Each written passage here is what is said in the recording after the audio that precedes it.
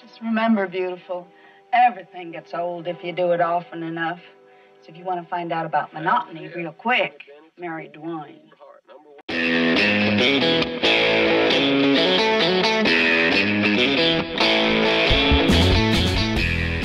Hello and welcome once again to the Cine-Files, where each week we enter the world of a great film. We explore its themes, the history, the filmmaking, and the influence it has on us today. My name is Steve Morris. I'm a filmmaker and directing instructor in Los Angeles, California. Hey everyone, my name is John Roca. I'm a writer, producer, and host in San Diego, California, and excited to be diving into a movie I have never seen before. One of these rare occurrences, Steve, where I see a movie for the show.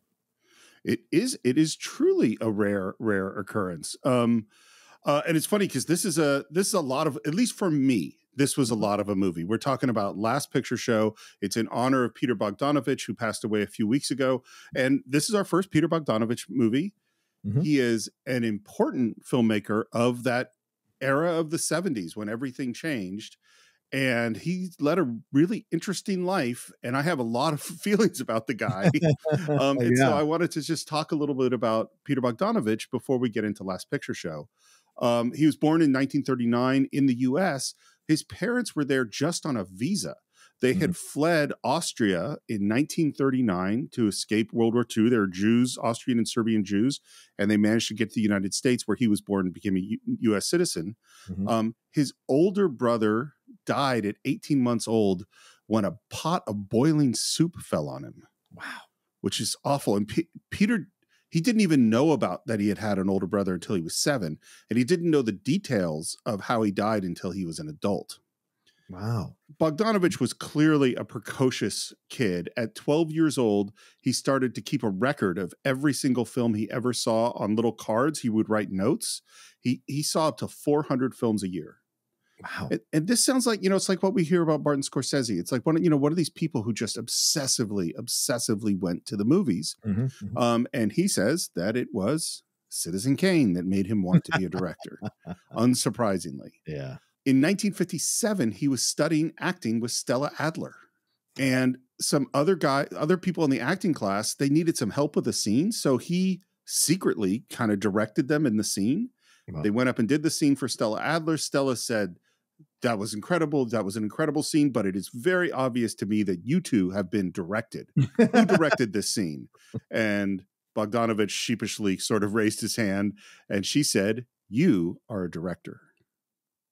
Which, as a young guy, you're 18, Stella Adler says you're a director. That's pretty cool. Yeah. In the very early 60s, he starts programming the films for the Museum of Modern Art in New York, which is really a big deal, for this young guy out of nowhere. And of course, he is obsessed with the classics of American film, of Ford and Wells, Hawks, Hitchcock. And so that's what he starts showing. And this is even at a time where some of those people are kind of falling out of favor in the early 60s. And Esquire, the Saturday Evening Post, and Cachet du Cinéma, which is the paper from France of the French New Wave, start asking him to write for them. So now he goes from being an actor to programming movies for the museum to writing important articles on film criticism, and they even send him out to Hollywood because he wants to go meet with these people. And he is on the set of Hitchcock's The Birds to talk to Hitchcock. Wow. He is on the set with John Ford for Cheyenne Autumn. He's building all these relationships with Howard Hawks, with Orson Welles, and interviewing them. And then he goes back to New York, and basically Hawks has said to him, he's hanging out with all these great directors.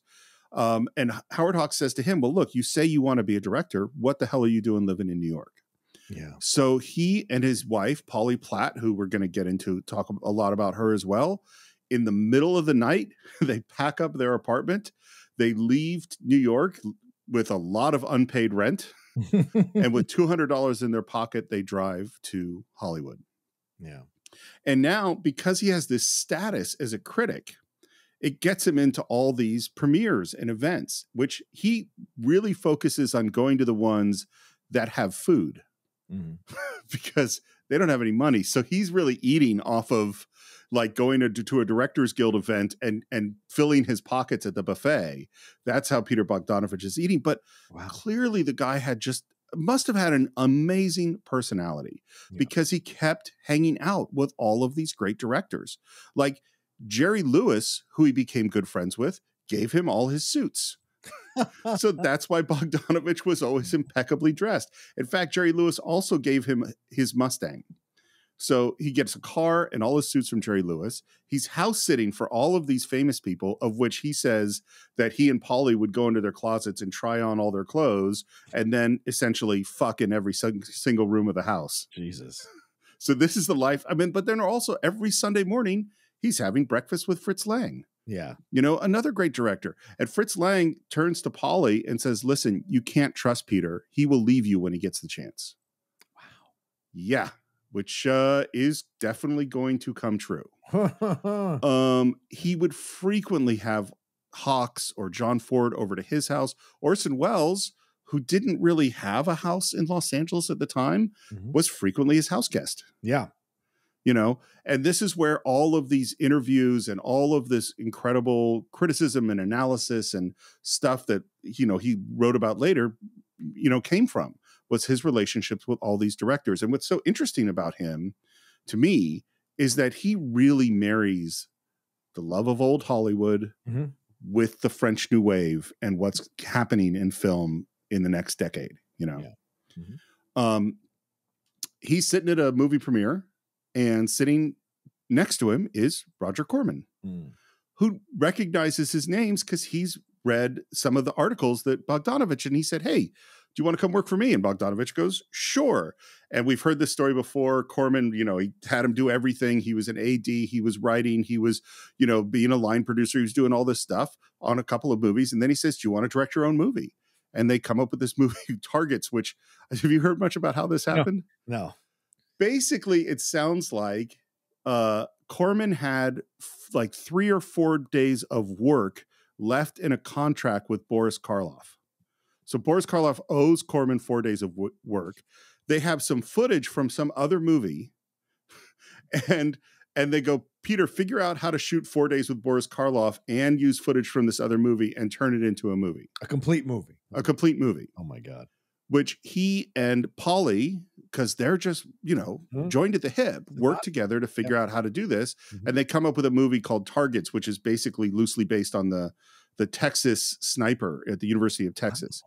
And it's like Boris Karloff watching himself in a movie about this. So he goes to the movie theater. It's like, I've never seen it. It's called Targets. It's supposed to be fairly terrible. One of the things I like, by the way, is Corman went up to him and said, you know a lot about movies and directors, right? He goes, yeah. And he goes, well, you know how Hitchcock would plan everything that he shot? And Bogdanovich says, yeah. And he says, and you know how Hawks wouldn't plan anything and he would just show up on the set and wing it? And Bogdanovich goes, yeah. He says, on this movie, you're Hitchcock. That was Corman's advice to Peter Bogdanovich. They worked for 22 weeks. They did pre-production, shooting, second unit, cutting, dubbing. And Peter Bogdanovich says that he has never learned as much since. Wow. That Roger Corman experience was, you know, that was film school. The movie, total flop. Yeah. The next movie is Last Picture Show, which we'll talk about in a minute. Obviously, we'll go in detail on that. Yeah. After that, he makes What's Up, Doc? Screwball comedy with Barbara Streisand and Ryan O'Neal. Have you seen it? No, I haven't. And I have one of my patrons on the Outlaw Nation, Maria. She has been pushing me for months to watch this film because she says it's excellent. It's a very funny film. And it's one of these 70s films that doesn't get talked about or doesn't get enough press or attention when it should. So I don't know. I've never seen it. I haven't seen it in a long time. My memory is it's really fun. And it's totally his tribute to Howard Hawks in the screwball comedy. Right. Just as Last Picture Show in a lot of ways is his tribute to Orson Welles and John Ford. And then he forms a company with Francis Ford Coppola and William Friedkin called the Directors Company. Crazy. It doesn't sound like any of them got along with each other at all. Of course not. They're all asshole alphas. How would they possibly all get along? And Coppola makes The Conversation with that company, and I forget what Friedkin makes, and he makes Paper Moon, which is an amazing movie. Yes, right.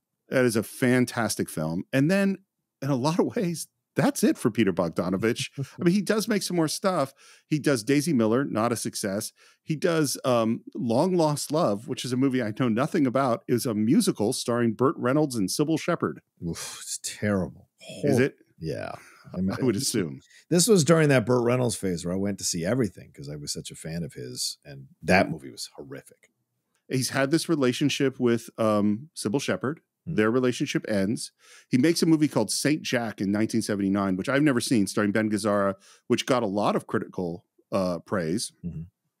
And then he starts a relationship with Dorothy Stratton, who was a Playboy model, beautiful woman. He does a movie with her called They All Laughed, and then she is murdered by her ex-husband. Yeah. And it's the film Star 80. Right. About that, yeah. And Star 80 is based on a Village Voice article that Bogdanovich hated. Bob Fosse, who directed Star 80, was a friend of Bogdanovich. Like, they had worked together. And Peter calls him up and goes, "Why are you making this movie? Like, about my life?" Yeah. And Fosse's like, "Well, it's going to be a good movie." And that ended their friendship. The movie puts some blame on Peter Bogdanovich as well as some blame on Hugh Hefner. Right. I think I saw it a long time ago, but I have no memory of it. Yeah, I saw it. Yeah, I wouldn't have a memory of it either. Yeah. And it sounds like, Bogdanovich was wrecked, for years with this. In 1985 makes his next movie that's successful, which is Mask, which is a good movie. Yeah. I haven't seen it in a long time. In 91, he does Texasville, which is the sequel to Last Picture Show. Yeah. I had totally forgotten about it. I looked at the trailer as I was preparing for this. What the fuck were they thinking? Same thing they were thinking when they made the Two Jakes sequel to Chinatown, which is horrific. This looks, at least the Two Jakes was attempting to be in the same tone-ish. Right. It's not a good movie. No. Texasville looks like just some weird comedy. It just looks, I don't understand at all how you would make that movie. Yeah. The only other movie he does really he did The Cat's Meow in 2001, which is an okay, film. It's about Hearst and Chaplin and and then obviously this is born from his numerous conversations with Wells about Kane and about that time for sure. Yeah. And then he gets cast in The Sopranos. Yeah. As a Melfi's psychiatrist. Yeah. He was always, what's so funny to me is that the image of him I have is the guy with the cravat or whatever, like looking just like this weird intellectual filmmaker guy. And what's so strange to me is his best film, or his best two films, I would say, which is Last Picture Show and Paper Moon, are totally down to earth sort of films. Yeah. Which isn't how he seems to be at all. And one more thing I'm going to throw in here, which is really weird for you, Stephen, I don't know if you have it in your notes, is that he ended up marrying Dorothy Stratton's sister. Yeah. And then his last theatrical film, She's Funny That Way, she co-wrote it with him. Oh, wow. I didn't know that. Stratton. I knew he married the sister. Yeah. So very strange. And this film stars Owen Wilson and Jennifer Aniston and Imogen Poots. But what a fascinating thing to kind of go from the sister to the other sister, after the first sister is brutally murdered. It seems like a weird thing to do, but I'm going to have some weird things to say about this movie, Last Picture Show, and the connections to his real life. Oh, yeah. Kind of like Citizen Kane and the connections to Orson Welles' real life. So it's interesting because these two guys obviously developed a very strong friendship, as you can read in that book. This is Orson Welles. So just fascinating to see how that, as he got older, there were patterns here that were repeating about some of the characters in the movie. I think that's 100% worth discussing because, frankly, he's a fucked up guy. He is. Yeah. And obviously having the woman you love get murdered is going to fuck a person up, but he was fucked up before then. Right, of course. And I think him working stuff out about himself through a movie, but not really, but him still continuing to have those issues. Yeah. But there's a lot here. To humans. Absolutely. Absolutely. So I know how you came to this film. Yeah. Which is in the last few days. Yeah. For me, it was in, that time of slowly trying to educate myself about film. We've talked about like college, and right after college was when I really started to get disciplined about it. And I had heard about this movie. I rented a bunch of other sort of great 70s films. Mm-hmm. Karen and I rented it on VHS, watched it in our apartment in Lafayette, California. And it was like nothing that I expected. You know what I mean? Like I didn't know what to expect, and then watched the movie, and it messed me up back then. Mm-hmm. And I think I'd only seen it once since then, like maybe 15 years ago, and then prepared for it. And there was a lot, there was a lot for me to prepare for on this one. I kind of went back and listened to some parts of Easy Rider Raging Bull, which is, about this era. Mm-hmm. And then I read the book, which is by Larry McMurtry, that it's based on. It's kind of a fascinating book. And there's a lot of info on this film. Yeah, I have to say, I liked it. I really liked it. And I have resisted this film for decades because I thought it'd be just a boring black and white film about a small town dying or whatever, people in a small town. So I didn't think I would like it, to be honest with you. And so that's why I resisted it for so long. But I have to say, after having watched it, I was not bored in any way, shape, or form. And I really enjoyed this movie and the characters.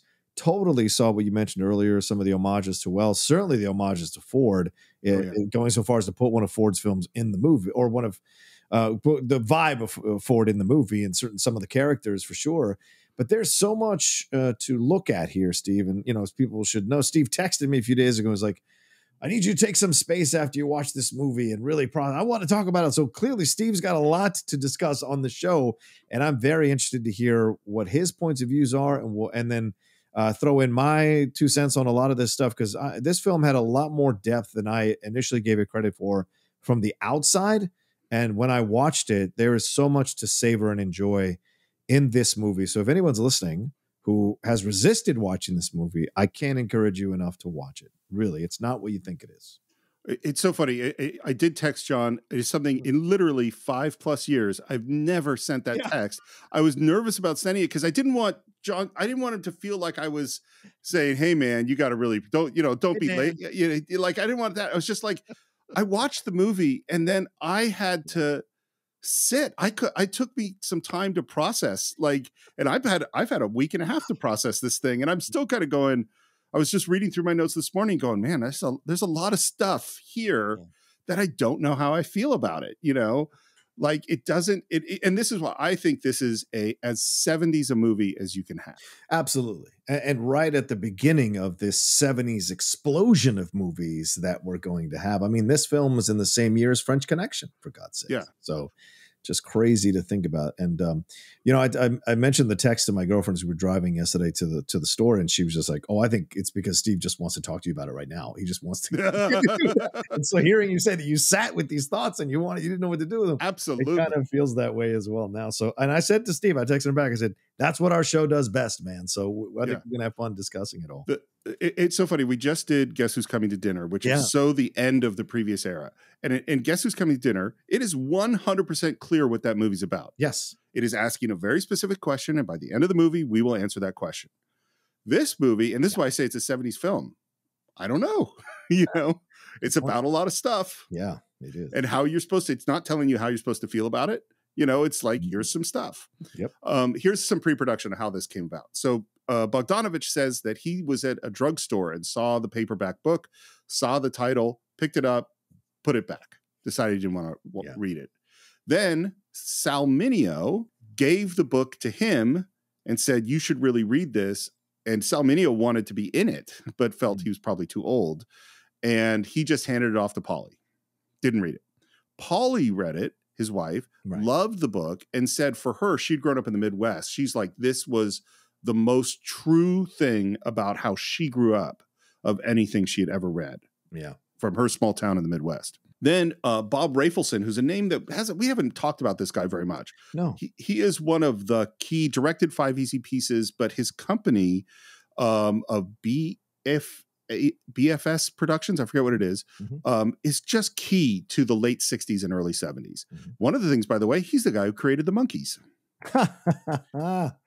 So he goes to his partner, and right after seeing Targets, the movie he did Bogdanovich did for Corman, and says, I just saw a movie that sucks, but the guy who made it knows how to make movies. Wow. Which is quite a compliment. And they say basically they make a deal to do this book, The Last Picture Show. He offers $75,000 to Bogdanovich up front, $1 million to make the movie, and their main only requirement is it must have nudity, which this movie certainly has. It does. And there's one story that when he made the deal, he hadn't even read the book. Wow. I don't know if that's true because I heard a bunch of sort of contradictory things. Mm-hmm. But this story says the reason he said yes was that it sounded like it was a movie that was going to be about movies, which is what he knows the most about. Right. Then he reads the book and goes, I'm a New York Jew. This is as distant from my life experience as anything possible, and got real scared about having to make this film. Yeah. And his goal was to combine honesty, nudity, and naturalism with John Ford and Orson Welles with the French New Wave. Mm-hmm. That's the goal. Yeah. And at the time, Orson was staying at Bogdanovich's house, and he says, look, I really want to get the kind of depth of field you had in Citizen Kane. And Orson Welles says, well, you got to shoot in black and white then, because the way the lenses work, that the color film isn't fast enough to get that kind of depth of field. Wow. And he goes, yeah, but I mean, nobody's making black and white movies at this point. There hadn't been a major studio release in black and white for like 5 years. Yeah. And Orson says to him, have you ever seen a great performance in color? Which is such an Orson Welles kind of statement. Of course. So he goes to the producers and sells them on black and white. Pauly is working with him on the script, working on the costumes. Larry McMurtry, who wrote the book, is working on the script with him. And it sounds like McMurtry wrote most of the dialogue, and Bogdanovich was more about the structure. What's weird about that statement is I've read the book. This book is exactly the structure of the movie. Yeah. So it makes me go, what did Bogdanovich write? Wait, are you telling me that a director overinflated their contribution to it? That doesn't sound right to a film. No. It's not only am I telling you that, I was trying to make a joke, but I didn't have a good one. Nothing came to my mind. But we're going to get to some stuff later that is even more so that stuff. And they go off to scout locations, and Larry McMurtry says, you really should just shoot it in my hometown, Archer, Texas. That's where I wrote it about. That's all the locations are there. And Bogdanovich totally resisted it. He was like, no, we'll look at every other places in Texas. My only guess on that is that he didn't want to give McMurtry too much power. You know what I mean? No surprise. Yeah. Again, the history of directors and writers and this feeling of, and especially because he's a young kid, in a way, wanting to prove himself. So giving McMurtry too much power, maybe felt he'd be bullied and he wouldn't get the credit he deserves or wants in this pursuit and endeavor. So they drive all over Texas. They look at all sorts of small towns. And then they end up at Archer City, Texas. And Peter goes, well, this is perfect. And Larry goes, yeah, I told you so. And that is where they shot the film. Yeah. Would you like to get into The Last Picture Show? Let's do it, my man. All right. So it opens up. We see a black and white version of the Columbia logo and then a big, huge title that is silent. And this is the first homage to Citizen Kane. Yep. And we're looking just at an old movie theater called the Royale in this small town. It is empty. It is dusty. It is windy. And we're just going to look at it for a little while. Yeah. And then we hear a car backfire, and we're in this old truck, and the guy's working the choke, and we get to meet Tim Bottoms, who plays Sonny. The other person up for this part, by the way, John Ritter. Ooh, interesting. Yeah. I could see it working for a young John Ritter. Totally. What's really crazy about it is that it wasn't just John Ritter auditioning. It was John Ritter and his dad, Tex Ritter, who wrote Do Not Forsake Me, Oh My Darling, the Western song in High Noon. Yeah. And he was coming in to audition for Sam the Lion. Oh, wow. Yeah. Okay. But we went with Tim Bottoms, who's like he's got messy hair. He's in denim jacket. He's in cowboy boots, and he's listening to the radio. The radio is the only score, is radio and records. Yeah. There's no score in this film. I will say something real quick, Steve. Yeah. You can analyze this film through the songs that are playing throughout the movie. 100% soundtrack. You can also analyze the point of this movie through the movies that are playing throughout this movie on the marquee. Father of the Bride, I think, is what we see right off the bat on the marquee in the opening. So what is that? That is a father handing off his daughter to start a new life. The father's role ending in her life as she embraces a new life. This idea of that also representing old Hollywood, Father of the Bride, and what we're going to be getting in these films that are showing at the picture show are kind of setting the stage in a really low key way about what we're going to be getting in the film and what we're showing about a change in not only in the country in the 1970s, but also at that time, right after World War II in the 1950s. That is a great point. And I was thinking about Father of the Bride for other reasons, but that's a really good one I hadn't thought of. And the first thing Sonny sees as he drives into town is this kid that is sweeping in the middle of the street. And this is Billy, and he's played by Sam Bottoms. And this is how this happened. They'd originally cast someone else to play Billy, and Sam was just visiting the set one day, and Bogdanovich looked at him and said, "Who are you?" And he says, "Well, I'm Sam Bottoms." He's like, "Oh, do you act?" He's like, "I don't know." He's like, "Well, do you want to act in this movie?" And he fires the kid that plays Billy. He basically says, "Can you take your braces off?" And the kid says, "Well, I'd have to ask my mom." And they take his braces off, and that's how he becomes Billy. And he gets in the car with Sonny, who flips his hat around. Yeah. And they smile. And Billy's never going to say a word in this movie. And this hat thing is going to be something that's going to come back and come back and come back. And real quick, I mean, Sam Bottoms, for those of you who don't know, that's Lance from Apocalypse Now, all grown. I mean, that's him as a kid there, but he ends up being Lance in Apocalypse. So I didn't know that as I was watching this movie, and then randomly did look on his name, and I was like, "Oh my God, he looks so different." So yeah, and it's just like 5 years later, probably that he's doing Apocalypse Now, and they pull up to a pool hall and go inside, and this is in fact the pool hall that the story's based on. This is the real place, you know. And the thing is, there's a lot of my understanding. These are based on real people. Yeah, I mean, it's a work of fiction, but there's a lot of reality here too. And we get to meet Sam the Lion, Ben Johnson. So Ben Johnson, just talked about him in Shane. Yeah. He's a big John Ford actor. He did not want to do this part. What? He was totally against it. Peter asked him multiple times. He's like, that movie's too dirty. It's too, I can't have my mom watch this movie. There's no way. And so, how Bogdanovich gets him to do the movie? How? Calls up John Ford. What? It says, "John, Ben won't do my movie." John Ford calls up Ben Johnson and says, "What do you want to be, the Duke's sidekick for the rest of your life?"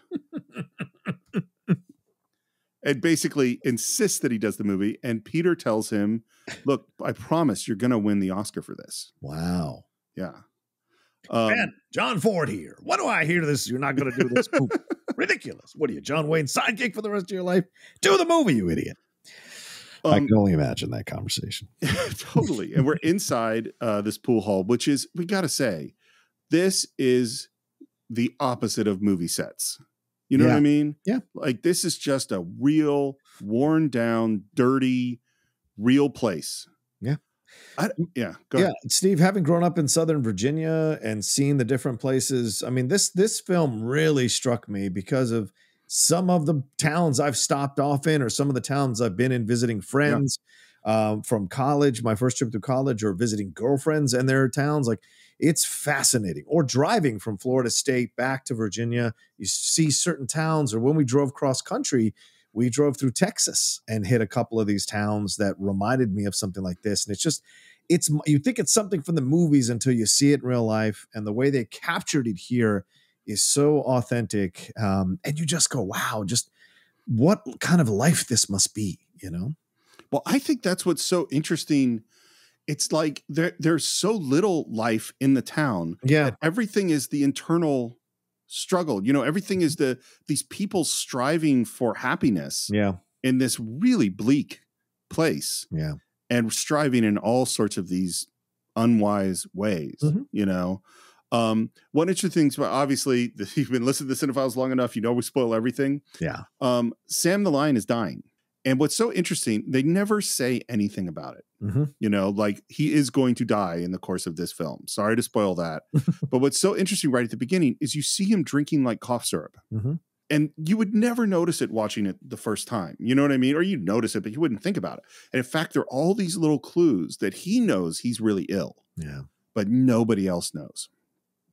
And the first thing that happens, first of all, it's obvious that Sonny is here all the time. It's obvious that Billy is someone that is under Sam's wing. Mm-hmm. And then the first thing we get is some jokes about the football game. Surprised you had the nerve to show up this morning after that stomping y'all did last night.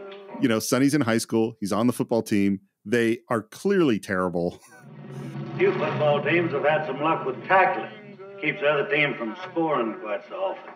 Sounds too rough for me. I love that comes back over and over again. Over and over again. Y'all can learn to do some tackling. Which is what's so great about it is you immediately get what this relationship is. Uh-huh. And then in walks a roughneck, a guy who works out in the oil wells. This is Abilene. Yeah. He's played by Clu Gulager. Mm-hmm. This guy has been acting forever. Yeah. He is in Once Upon a Time in Hollywood. Wow. Yeah.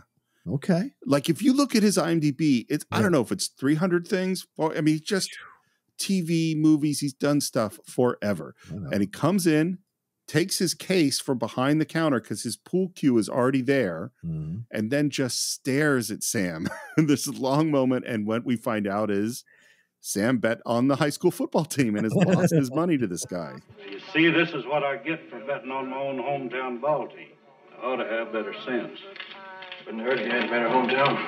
Outside, up pulls a truck, and there is Dwayne. Jeff Bridges. Yeah, see, I went into this movie thinking this was a Jeff Bridges, Sybil Shepherd movie. It is not. It is. No. They're in it. Don't get me wrong. And certainly they have strong storylines to play within their own storylines. But like, this is very much Timothy Bottom's movie and even Cloris Leachman's movie to a way and Sam's movie. So it's just fascinating that I went in thinking it was one thing. It was completely something else. It's first of all, it's clearly an ensemble. Yes, you know, sure. And second of all, I think Tim Bottoms is at the center of the ensemble. Yes. But it's not like his part is bigger than Jeff Bridges. Right. But it's, you know, each one of them, when you're in each one of their worlds, it's pretty involving, you know? It is. I just feel more of a connection to Timothy than I do Jeff Bridges or Sybil Shepherd in their roles in the movie. But I think that is as it's supposed to be. Yeah. You know what I mean? I mean, John, if you had said, I just felt so connected to Sybil Shepherd's character, I would be really kind of worried about you. I mean, I've had my sex. Let me just say that when I was younger. So anyway, we'll get to it. Now I'm picturing you standing on a diving board. I'm not saying that hasn't happened. At Y2K in St. Augustine. But that's a different story for another day. That'll be a Cinephile short at some point. Right. And then they head off. They're going to head over to the diner, and Sam the Lion tosses them some change in a bag, and they start playing football with it. And this fun sort of long shot as they go across the street. And I love basically all the townspeople. Those are just locals. They're not actors. And it's really obvious. Look at that, Larry. They can catch. Fastest under bridges, ain't they? Wish they could tackle. And they go into this crowded diner. This, by the way, is the only set they built for the whole movie. This is built inside a store. Wow. Everything else is location. And there is Eileen Brennan, who plays Genevieve. Yeah. And just such a different role than I'm used to her, you know. Mm-hmm. Bogdanovich saw her on Broadway in a comedy and said she was hilarious. And basically his thinking was, well, if she can do comedy, she can do anything. Which I think is pretty smart, actually. I used to get Eileen Brennan and Ellen Burstyn confused all the time in the 80s and 90s. Like all the time. They just, because of the EB in their initials. Right. And they kind of look a little bit similar. And so I just used to get, for the longest time, I thought Ellen Burstyn was in Sting or Private Benjamin. Oh, Private Benjamin. It was Eileen Brennan in The Exorcist for the longest time. So you want to pick up first tonight? Nah. I'll only get first every Saturday night. Sam yours, you know. Go ahead. And for some reason, we don't know what this is. And this is the thing about this movie, part of why it's such a 70s film. We don't get any explanation of what the hell's going on. Right. You know, you're just kind of dropped into this world, and they're talking about the pickup truck, and Sonny's clearly doesn't care that much about getting the pickup truck first. They talk about he's got deliveries to make, and he says, I'll be lucky to get back for the second show. We see later on he's delivering some propane, We hear the song "Hey Good Looking." It's a great soundtrack, by the way. Yeah, it is. And then it's night, and we arrive at the movie theater. I love, by the way, so there's Miss Mosey, who's the woman at the counter, at the ticket counter. The movie's populated by these great smaller characters. Hope you don't want no popcorn, because there ain't none. And you missed the newsreel, too. And the main show's done started, so I'll just charge you 30 cents. If only the whole world worked like that. Right? Yeah. And he goes inside to the movie, and there are two girls sitting next to each other. He taps one on the shoulder, and they move over, and he sits down next to his girlfriend, which is Charlene Duggs, played by Sharon Taggart. Mm-hmm. And she is not happy with him because he is late. I decided you had a wreck. By the way, the other girl with her, that really is Sharon Taggart's sister, who plays her sister in the movie. And they move up towards the back of the theater because we're going to have some makeout time. We see Billy is up in the balcony above them. And I love that she takes her gum out because it's time to make out. Yeah. Those are the days, man. Those are the days.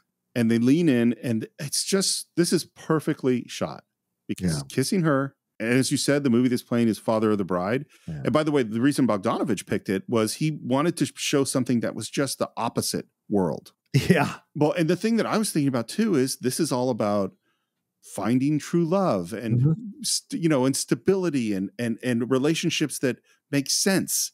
And that's the opposite of what's in this movie. Mm-hmm. They start kissing, and Sonny is kissing Charlene and looking at Elizabeth Taylor. Yeah. And it's just so perfectly clear how not romantic this is. Oh, and one thing I should say that Charlene tells him is it's their anniversary. What? We've been going steady a year tonight. Really? Seems like a lot longer. Yeah. And she's like, did you get me something? He's like, well, I could get you another stick of gum. That's all I got. Yeah. And again, these are people that are trying to figure out who they are. They're young people in this town. And with him, like, look at Elizabeth Taylor, that's the clue there, right? That he's not, like you said, Steve, not with the right person. And later he'll stare at Sybil Shepherd when she comes in. And then eventually they'll just break up because that just seems like the logical thing to do in that moment.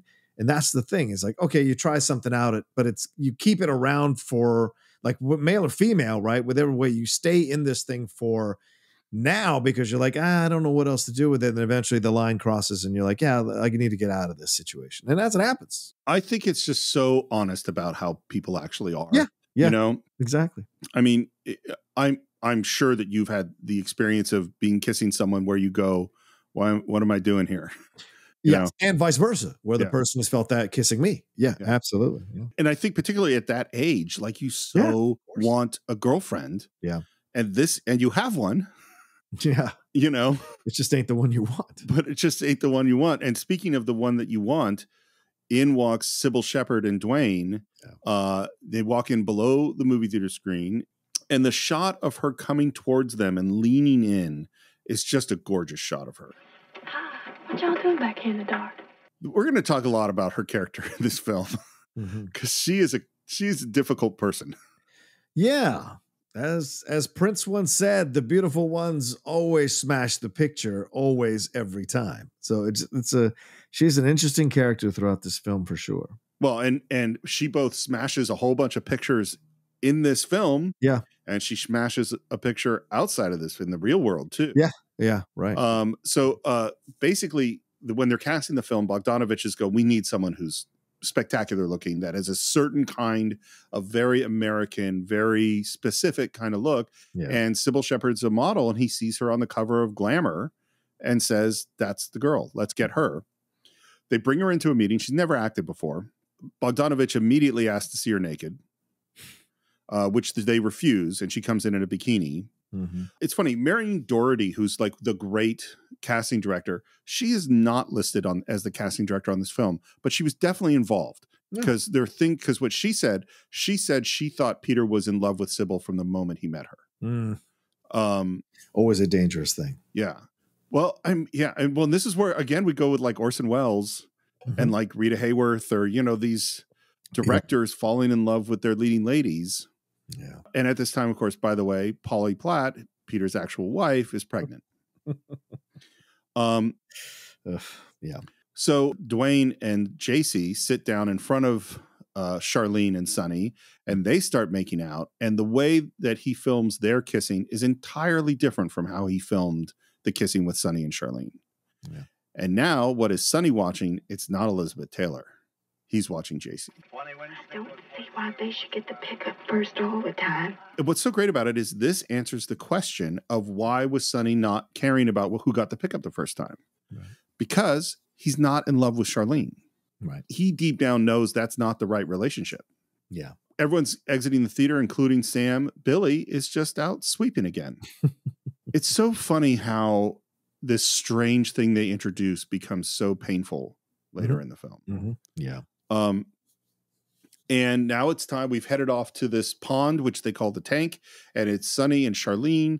And it's so obvious that, oh, we're here to go make out, to fool around. Mm-hmm. So first of all, there's a lot of nudity in this film. Yes. It was very shocking in 1971. But what's more shocking to, I think, is how boring the nudity is. Yes. Steve, that's a great point. That struck me too as I was watching it. This nudity is not presented in a way to fetishize it, Nope. in my opinion, or in a way to make it seem sexual. And you might say, oh, as a woman, you might have a different take. That's fair. But as a straight male, and Steve's saying it as well as another straight male, like, I wasn't turned on by anything I saw in this movie, including Sybil Shepherd being naked, including the undressing moment, because that's played for real uncomfortability and almost violation, a visual violation of a woman's private areas. And so to me, as I was watching this film, I was really struck by how, boring is a great word, but also like just sexless the sex actually is, or the attractions. Even the kissing is awkward at times and like clumsy. And so just it's fascinating how he's approaching this part of the stories that are here in the film. Well, that is exactly what Bogdanovich's intention was, is that he wanted it to be normal, ordinary, just real life. And the fact is, Sonny's not into Charlene. Charlene's not really into Sonny. You know? And so there isn't any sexual energy here. Yeah. And it's just so, and it's so funny. I mean, there was very little nudity in American films, and certainly no, like, you know, fondling going on in American films at this time, which is what we see. You know, she takes off her top, they hang the bra in the rearview mirror, which Polly Platt said that was 100% her youth in the Midwestern town. Like, that's kind of normal. He warms his hands up, and it's just, Bogdanovich thought it was funny, basically, this scene. And this really is a test on how you look at things, whether or not you find it funny. Right. But it definitely is not that sexy. And she says, What's the matter with you? You act plain bored. and he takes that as a challenge, and he reaches down between her legs, which she stops. You said this was our anniversary. Let's do something different. Well, I like that. You cheapskate. Didn't even get me an anniversary present, and now you want to go and get me pregnant. Oh, my gosh, Charlene, it was just my hand. Yeah, one thing leads to another. And they start getting dressed, and I think it's real clear that if she had had sex with him, he would not have broken up with her. Oh yeah, I don't know. That's all. I don't even make. Let me put it a different way. Well, I think the fact that she says no in the way that she does is what makes him break up with her. Maybe. I don't know. I never got that. To me, it just seemed like, okay, yeah, if we're not going to do this, then let's just be done with it anyway. Because like, I'm not interested anyway. Yeah. So I see your point, though. It does make sense. And and honestly, we all want to break up with Charlene. You know, Charlene is not a fun. And what's so crazy is in the moment before, they're talking about, you know, she says there'll be plenty of time for that when we get married. Right. And this is this weird small town thing. There are not that many people. Yeah. You know, and so Charlene, who doesn't like Sonny, I think, already just believes that she's going to marry him.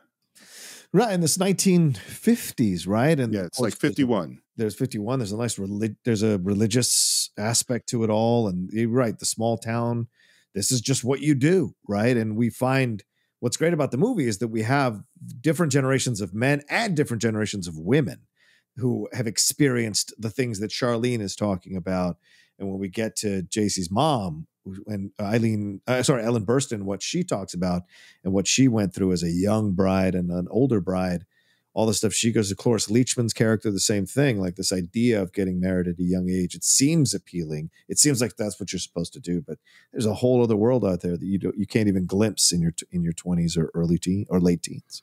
Sonny ends up back at the diner after the breakup with Genevieve, which is Eileen Brennan. So one thing that I should point out is that in 1992, Bogdanovich did a director's cut.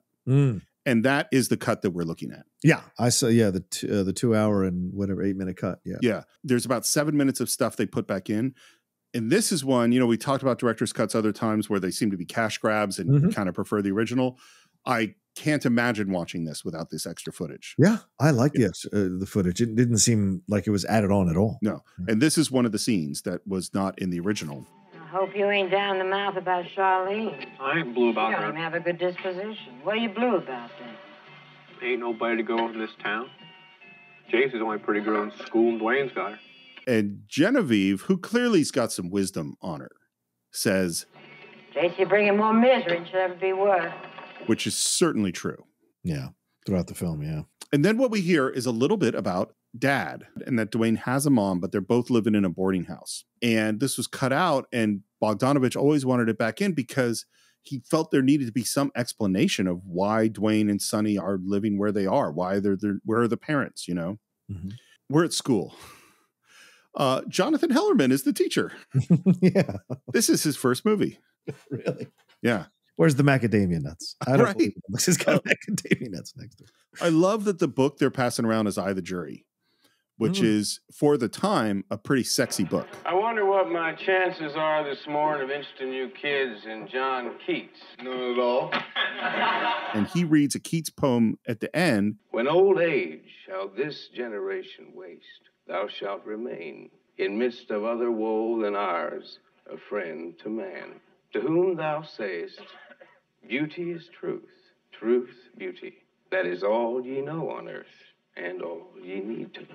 Why do you think that quote is in this movie? Well, I think that's kind of the anthem of the French New Wave, and the anthem of what he's trying to maybe convey here is there is a beauty in the truth, even if the truth is difficult to look at, the truth is difficult to experience, or your truth is growing up in a small town like this with little to no access to getting out of it. There is still a beauty in it if you can find it, if you can look for it. And also the Nightingale is the other one that he references earlier. And that's a poem about a incredible experience that the reader or the viewer goes on through the poem, initiated by the song of a nightingale. And by the end of that poem, you don't know if it's been a vision or a dream. It's otherworldly. And in a way, this film kind of symbolizes how we look back on our times if we ever get out of a small town. It seems like, you can be misty-eyed or nostalgic or think it was a vision or a dream, depending on how your points of views are about your upbringing and where you grew up in terms of towns. So it's just fascinating having Keats kind of weaved into this film that is deceptively seen as kind of a simplistic film about the end of a certain era and the beginning of a new one. There's more going on, Steve, as you've mentioned in text and now on the show as well. Those are great points. And that's exactly not the thing I was thinking of. That's so, because I wasn't thinking as much about Nightingale. And you're totally, totally right. The thing that I keep bumping on is this phrase, beauty is truth and truth beauty. Mm-hmm. And it's like, there's so much seeking after beauty in this movie. Mm-hmm. And one could say that the most beautiful character is JC physically. Sure. And the least truthful. Yes, right. Exactly. And then you have a character like Ruth, Cloris Leachman's character, who there's the most truth, I think, there. Do you know what I mean? Like, like if you, and this is why I keep going back to is like, there's one idea that, in physical beauty and in the visual beauty is truth. But another idea is that in truth, that is what true beauty is. Do you know what I mean? And I think about JC and I think about Ruth. And I also think about Sam the Lion and Lois. You know what I mean? With these, because it's very clear later on, Sam the Lion and Lois shared moments of real truth and beauty. And in the midst of hearing this very romantic poetry, we have a hard cut to a big basketball coach yelling, Run, you little piss-ass, run! Come it out! You gotta be men like the rest of them. This is the actual high school gym at the town. When they saw what the movie was, they were not pleased. Yeah, I bet. And there were some people in the small town that were really happy to have a film crew shoot there, and some that were really, really not. So this is Coach Popper, and he is as classically male, macho, asshole coach from that era as you could imagine. Y'all didn't jack off so damn much. Maybe you could stay in shape. And as the practice ends, there's one young basketball player that runs by him who the coach slaps on the ass. Do you know who that is? Who he slaps on the ass? Yep. No. Who is that? So when Peter Bogdanovich worked on Targets, he had a great location scout. Mm-hmm. And that location scout came and worked with him on Last Picture Show and played this small part.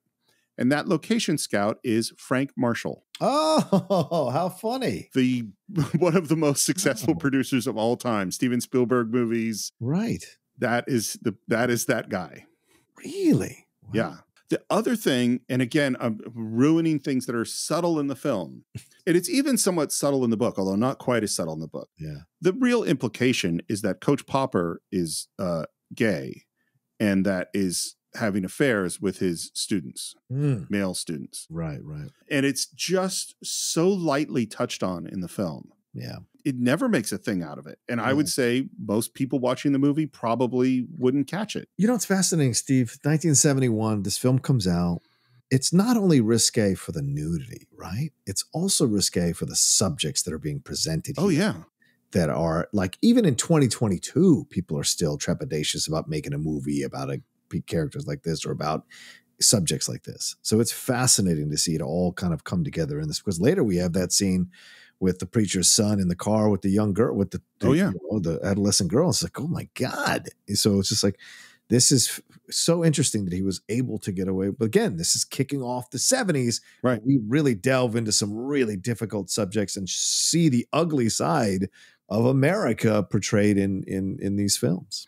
It's funny. There was something in the old Hays Code, which we talked about in the past, is that you could have bad people in a movie, but the bad people had to have a comeuppance. Right. You know what I mean? Like they had to be punished. Evil, you could never get away with evil. Yeah. And that gets thrown out. And this movie is like, there's all sorts of bad stuff. Right. You know what I mean? Yeah. And it's just saying, here's this thing. Right. And that's it. They're not, you know, Coach Popper doesn't get arrested at the end of this movie. He doesn't. No. But he does lose his wife. Yeah. I don't know if he loses his wife. He loses her to him in terms of love. But he never had her. I mean, like, well, we'll get to that. There's a lot of stuff. There's a lot of stuff about. I think Popper. Everyone gets a little bit of a comeuppance, but then not a big one. Yeah.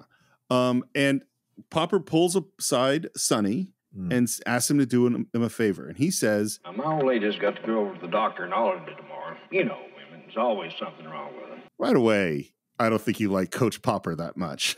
Now, if you'll do this for me, I'll get you out of civic class. I'll be glad to. That's the best offer I've had all day. You tell her you got to get back in time for practice so she won't stay in there too long. So here's my Steve Morris question. Yes. Why do you think he asked Sonny to drive his wife to the doctor? Why Sonny of all people? Well, so I think he hates his wife. Well, sure. And I think his wife has been deeply depressed for a long time. Right. That's fair. But why Sonny specifically? Why not another kid in the class? Another senior? That is a good question. Could it be because he's the main character in the movie? Yeah, boom. This is a little bit like I was watching it. I was like, specifically, why? Is he the only one in town with a truck? Is he the only one that can drive at his age that isn't, you know, like I would love to know what that's all about. So I will give you an answer. I don't think this is the right answer. Okay. I don't think Sonny's a very good athlete. Yeah, I don't think he is too. They can't tackle. Yeah. He can't. Yeah. Well, and like I think Dwayne is a better athlete than Sonny because Dwayne played in the backfield. Sonny played on the line in the football games. I mean, I don't think any of them are particularly good at. Charlene says that when they break up, Steve, you're not even in the backfield. Yeah. I think maybe also Sonny might see him as more safe. Maybe. Yeah. Okay. But that is a really good question. I'm going to have to keep thinking about it. We are in another scene that was cut out of the movie, which is we're in JC's convertible and we're with Sonny and Dwayne, and they're making fun of Coach Popper, and they break into the school song. Entering high school, we love you ever so grand. We will always be so loyal to our man. I totally am happy this is in the movie. Yeah. Because it's like almost like, oh, they are friends. It's almost like a joyful moment, you know? Yeah, teenagers make fun. At that age, especially when they're about to graduate, teenagers make fun of that whole concept of high school. So it totally makes sense. By the way, as they're driving along, a dog chases after the car. That's just a local dog that chased after the car. That was not planned at all. And I think it was... Peter was talking to one of these directors guys, and I think it was John Ford, who basically went, look, if a dog randomly runs in your shot, that's the good shot. We're sitting at like a drive-in kind of place, and JC's feeding Dwayne a very soggy fry because they didn't actually have time to cook them. Just kind of gross. Better watch it. Here comes your mama. And they sit up as a car drives into frame, and Lois, Ellen Burstyn, drives right into a close-up. JC, we're having supper at home tonight. I expect you there in 15 minutes. You hear? First of all, that is a great introduction to a character. Yeah. Here's how she got in the films. She'd done tons and tons of TV, but this, I think, is her first big movie role. And Bogdanovich wanted her for Ruth Popper, that Cloris Leachman plays. And she came in and said, I really want to play Lois. And he goes, well, I'll read you for both. She reads for both of them. And then he goes, I really want you to play Ruth, but you read well for Lois, so I'll leave it up to you to decide which part you play. When Cloris Leachman auditioned, he wanted her to play Lois.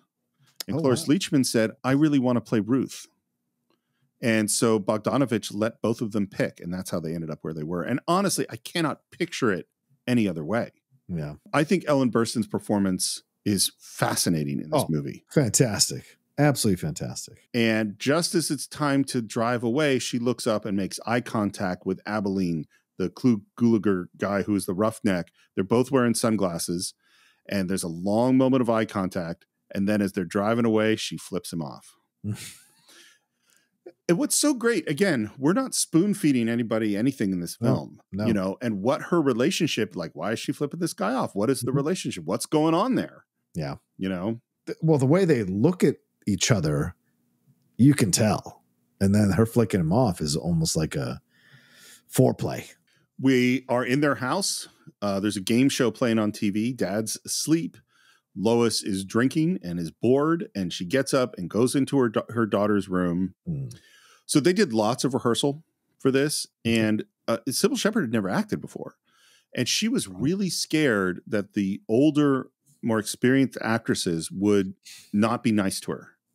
And what she says is it was totally the opposite, that all of them were super helpful, were really, you know, and particularly Ellen Burstyn, like they worked through the scene over and over and over again to make her more comfortable. It's amazing what can happen, Steve, when you understand that the other person's performance, them being good in the scene, makes you shine even more. Yep. You know, it's amazing when some actors just forget that concept.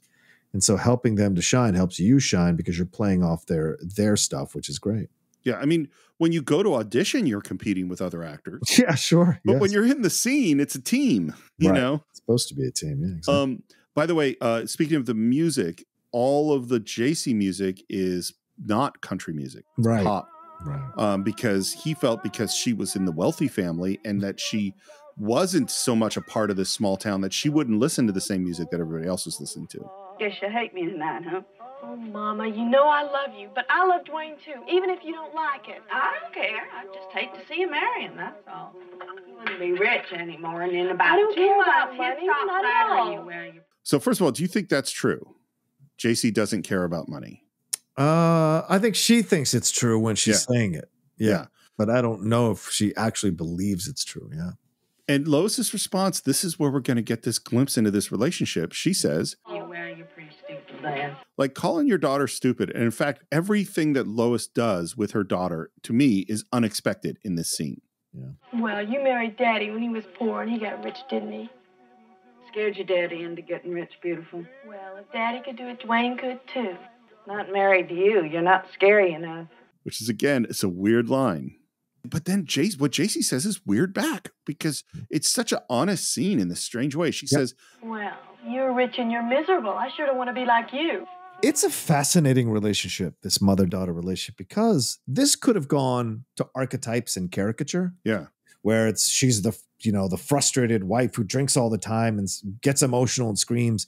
She actually does care about her daughter. Yes. She actually does love her daughter and trying to guide her. And she knows that they have birthed a beautiful daughter. And she knows that a beautiful daughter can absolutely get destroyed by this world. They get their pick of the litter, so to speak, but they sometimes pick the one that treats them the worst and they end up in terrible situations. And certainly she's in a terrible situation with her husband, the mother is, and having the affair and whatever. And also, as we find out later, haven't had those times with Sam. So she's just trying to guide her out of this situation because she has all these options, JC does. So she's doing her, but even when she pulled up on her and, so you got to be home 15 minutes, that's her trying to take her away from a guy like Jeff Bridges' character, who's Dwayne, who's going really nowhere in his life. And as we see in the movie goes along, he really does. Not that serving the military, serving the country is not going anywhere, but certainly it's a desperation decision, it seems like, because he's not making it work as a roughneck. So these are the things that she's trying to guide her out of. And I love that the movie doesn't fall into caricature in their relationship. I think, first of all, Lois, her character is a truth teller. Yes. In this world. Yeah. Like, she is willing to speak out against the bullshit, Mm-hmm. And a lot of what all the other characters are trapped in bullshit, and are really lost. And one of the interesting things, by the way, is that the movie really does follow the book. Yeah. And everything that JC does in the movie is what she does in the book. Right. I would say what the difference is, and it's a small difference, because JC, let's be real clear, not a very good person, I would say. Yeah. And does things that are not nice. Mm-hmm. Yeah. In the book, you hear more of her thought process, which doesn't make the things that she does any nicer. Yeah. But you understand how really lost she is. You slept with him? Mama! Go to the doctor sometime and arrange something so that you don't have to worry about babies. You do have to be careful of that. This is what's so opposite, is normally the scene would be, don't sleep with Dwayne. Right. And she's saying, do sleep with Dwayne so you find out how unimportant it is. I thought if you slept with him a few times, you might find out that there isn't anything magic about him. Because what's so sad is that Lois kind of had something like love, but then doesn't really have faith in that and goes, look, if you're going to be miserable, it might be better to be rich and miserable. Yeah. I mean, I think that's part of what she's saying. Yeah. And then one of the really strange moments, and I'm not sure why it's here, is they're sitting at the mirror at the dressing table, and she says, can I have some of that? And reaches for the perfume. Can I have some of that? Help yourself. Don't you have any? Well, yeah, but I feel like smelling good right now. Don't you ever feel like doing anything right now? What's that about? That's what she's asking her, right? Don't you feel like doing anything right now? Well, so she's saying it about the perfume. Right. Is there a bigger message here? I don't know. What do you take from it? Well, Lois is a person who... So Lois is having an affair with Abilene. That's one thing, right? And I think Lois has sought out a lot of sex and pleasure and experiences to replace Sam the Lion. You know what I mean? Yeah, she says later, I tried. I looked. Yeah. And there's this weird thing of like, first of all, you should follow those instincts. And second of all, I've followed those instincts and it's gotten me nowhere. Yeah. You know what I mean? Mm-hmm. And now she's telling her daughter to go sleep with Dwayne to learn that it will get you nowhere. Right. There's a lot. I mean, it's a weird scene. Yeah, but like you said, it's an honest scene, right? She's a mom who isn't like, don't tell me you're sleeping with him. Are you? Have you broken your vow? No. And even when JC pushes back and says, Mom, I'm a virgin. I'm a Christian. I wouldn't do that. But she's just like, well, if you do, this is what you need to be doing. Blah, blah. Yeah. So she's a more no-nonsense mom, which is really cool to see in this movie, man. And so, yeah, this idea of wanting to do something now, again, she's trying to kind of guide JC in a way to kind of open herself up a little bit more and get a little more perspective, even encouraging her to sleep with Dwayne so she can see that it's not all that is a way of trying to get her to have more perspective about the world, grow up a little bit quicker than maybe she would normally, so she can make better decisions, more experienced decisions, so to speak. Just remember, beautiful, everything gets old if you do it often enough. So if you want to find out about monotony real quick, marry Dwayne. It's so true. It really is. It's so funny. Like I went to Disneyland with the family a few months ago, and I like Disneyland. Sure. And that was such a everything gets old if you do it often enough. You know, it's like here's all these things where these amazing entertainment experiences, but I've ridden that ride a million times. You know, I'm always blown away by people who go every weekend. I no judgment. I just don't understand it. I would get bored out of my mind. And one thing we should say, there's a cat on the bed and Lois walks out of the room and then JC just sweeps that cat right off the bed. We're in the living room. Lois pours herself another drink, gets on the phone and says, Eileen, you asleep? No. Do you like company? Well, I thought I'd drive out, see how my well is coming. Which is basically, she just said, you know, my husband's passed out. I'm going to come over and have sex with you. And he said no. Drill hard. Better at all wells anyway. And hangs up. Yeah, gets a shot in. And here's the thing. So you just watched this. Yeah. Did you know who she was talking to?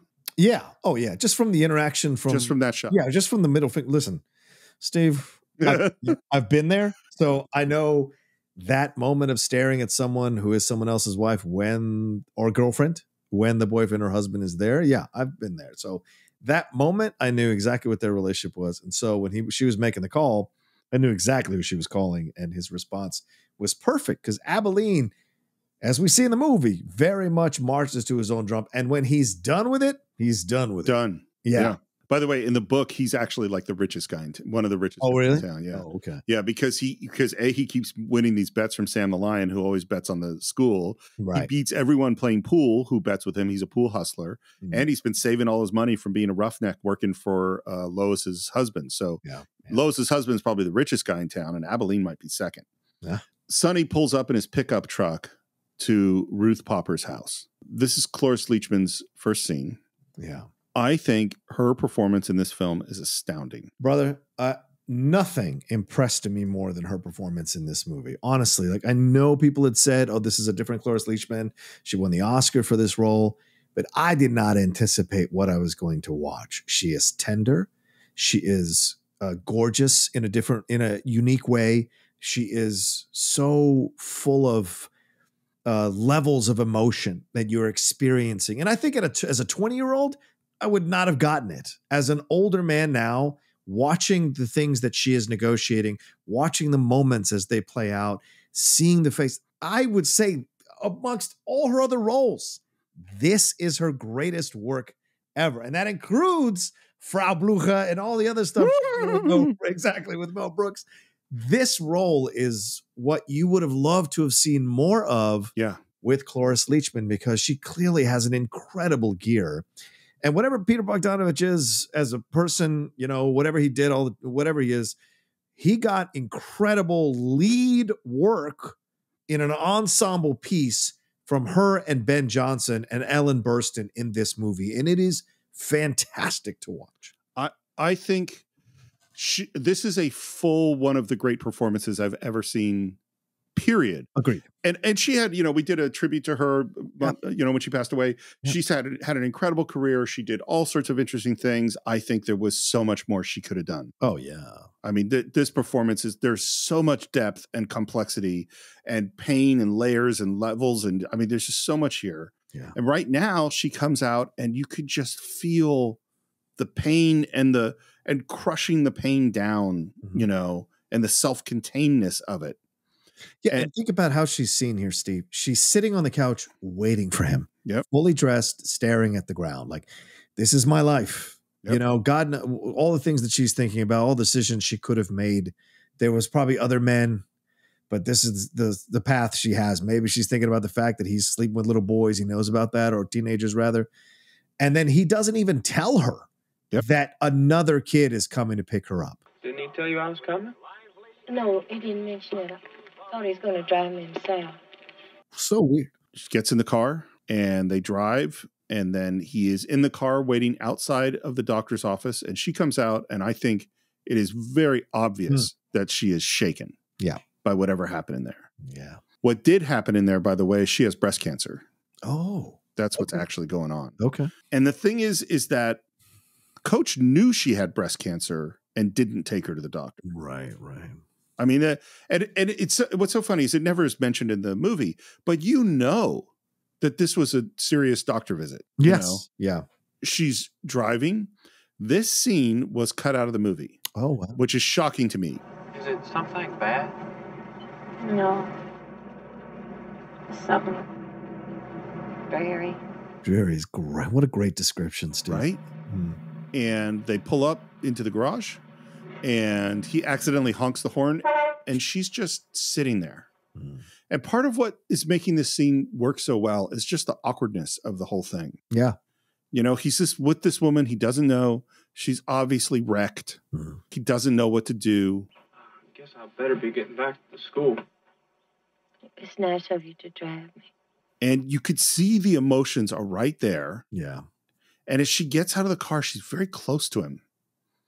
And you know that thing where you like can feel the physical presence of someone close to you, you know? Yeah. And even sometimes feel the emotions that are coming off of them like heat. Right. And she says, Wouldn't you like to come in and have a soda if you can stand me for a few more minutes? if you can stand me. Yeah. How does she feel about herself? Well, I love that we're getting this foundation for the explosion that comes in the finale of the movie. This is a woman who's obviously, you know, has a disposition that is a kinder, sweeter disposition, but also a feeling of feeling like she's a burden on people, or she's annoying to people, or she's whatever. And so she feels like pretty down on herself in this situation and in her relationships with men. So clearly it's there, you know. I think her ego has been so beaten down. Yeah. You know, that if you could stand me, I think she hates herself on such a deep level at this moment.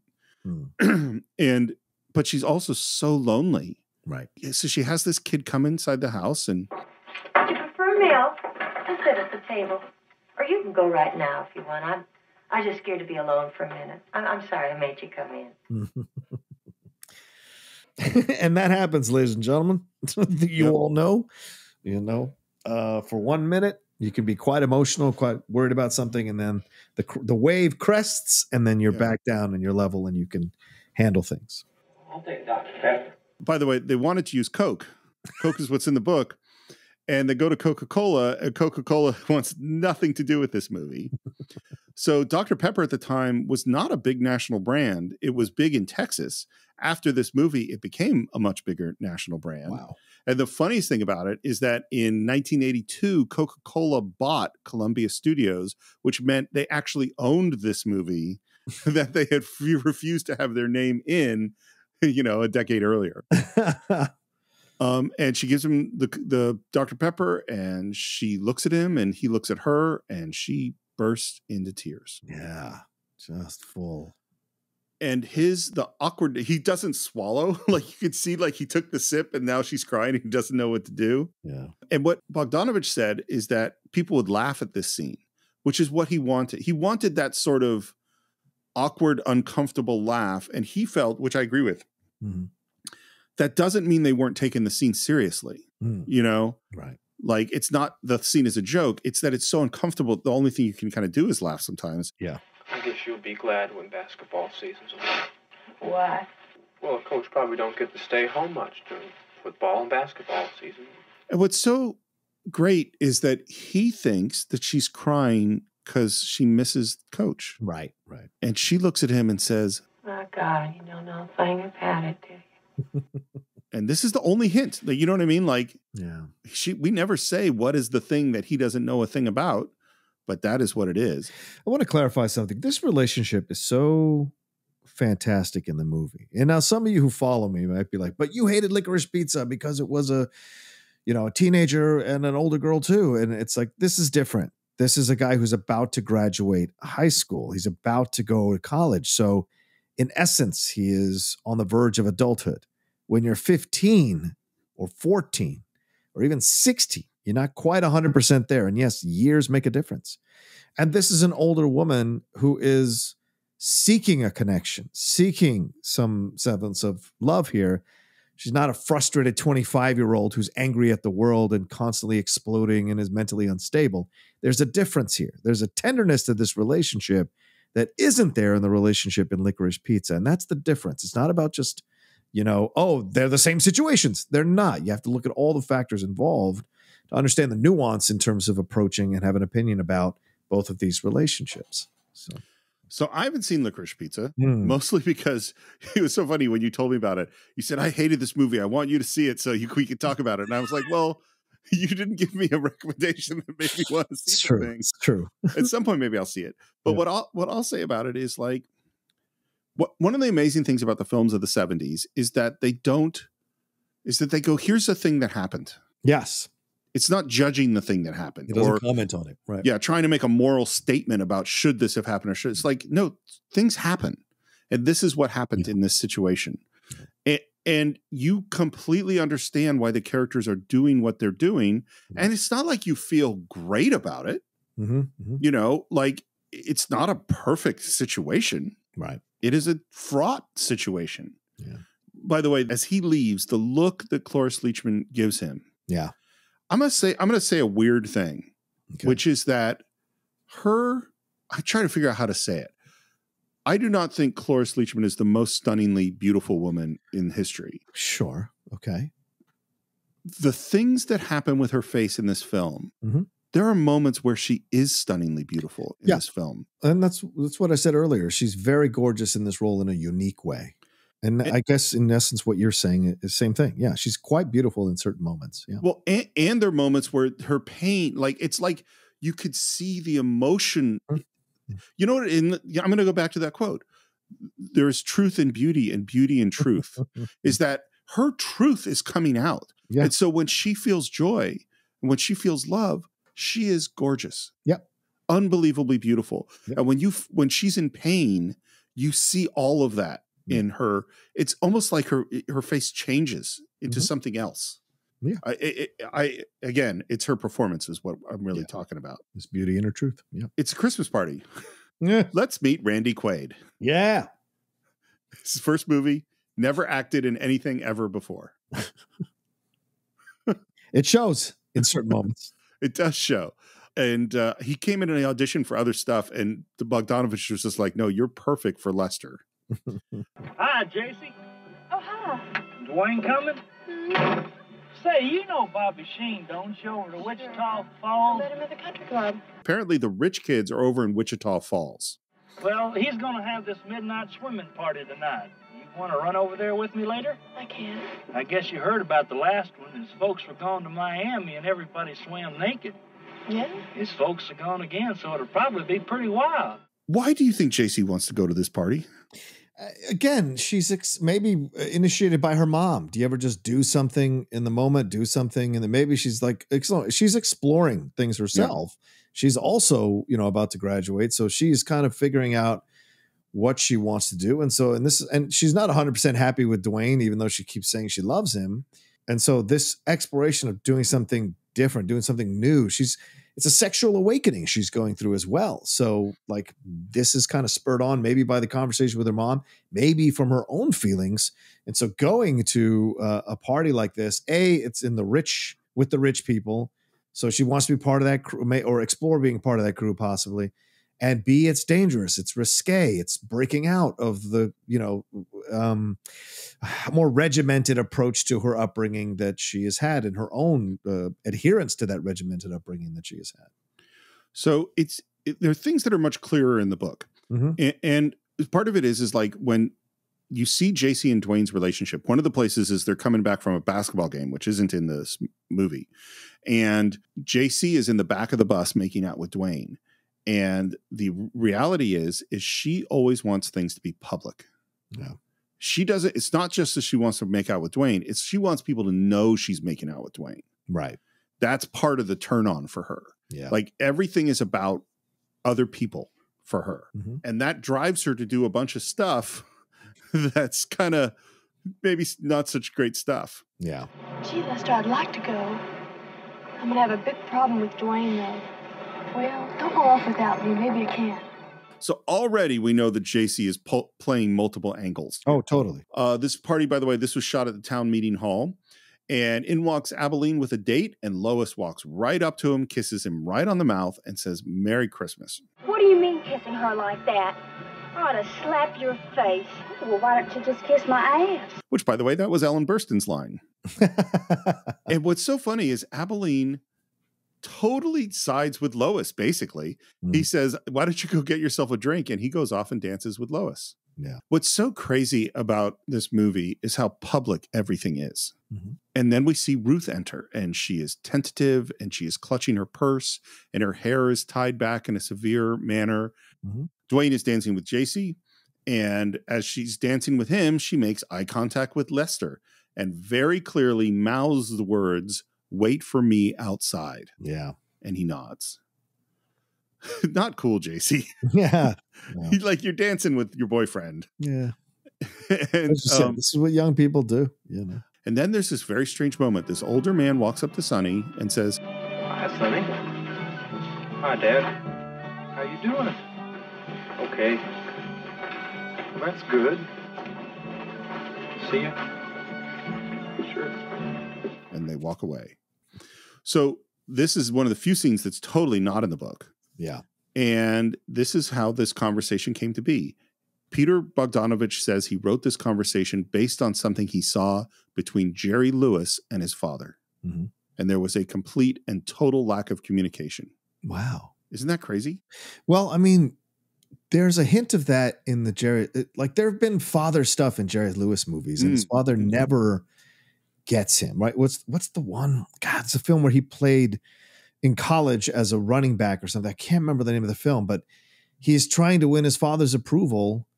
And then finally, in the end, after everything's fallen apart, everything's happened, his father says to him, "That's my boy." And it just kind of completely changes him. And I think he even has a moment of crying in his father's arms at the end of this comedy. So this has been a thing for Jerry Lewis. So yeah, no surprise to see it being captured here.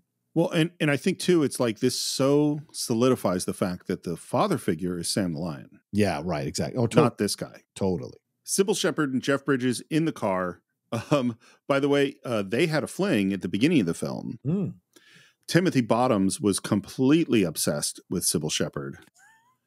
And then Peter Bogdanovich was also obsessed with Sybil Shepherd.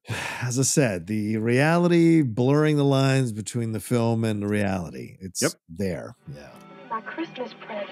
Yeah. Oh, goodness, I haven't had time to get you anything Oh, yet. that's okay. I just couldn't get into the shop. You like it? I saved up for 6 months. And it's interesting, too, because we already had the anniversary where Sonny didn't remember the anniversary and give anything to Charlene. And now we have JC not having anything for Dwayne. And he gives her a watch. You're so sweet spending all that money on me. Oh, you're so sexy, Dwayne. This whole thing is a performance on her part. And it's funny because in the book, she's like, well, if I let him go a little farther with me, then I'll be able to leave and go to the swimming party.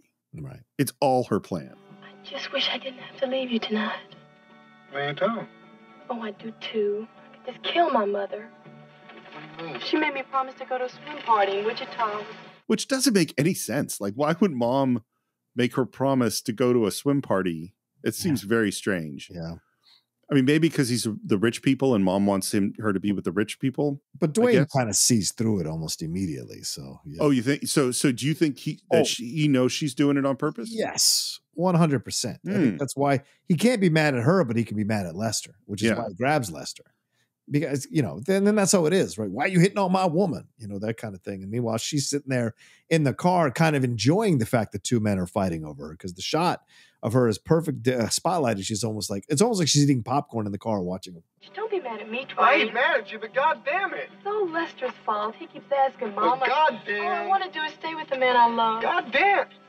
And then she puts her leg over his. Yeah. And it's so funny. Like we talked about the boring-ish nature of the first makeout scene. This one is a sexy scene, yes, I think. True. Very true. And it happens very slowly. And even though and what's so funny is this one doesn't have any nudity. The previous one did. This one's actually sexier. Yeah. And she takes his hand and moves it down to her legs. Yeah. And just as he kind of moves in and starts to kind of push her back down onto the car seat, she says, I gotta go. So let's look at this, right? You talk about what kind of a character she is. And the truth is, before we start judging her, we have to look at the situation with a little more perspective, right? She is what, 17 in the movie, probably? 17, 18. About to graduate. She's coming into her own as a woman, the early stages of a woman, sexuality. She's exploring all of that. She's also understanding what kind of a weapon sex can be in her situation because it's a patriarchal world. And especially in a small town in Texas, for the love of God. So she is kind of using what she is using in certain moments to figure out what she wants. And if men are going to fall at her feet, is it really her fault?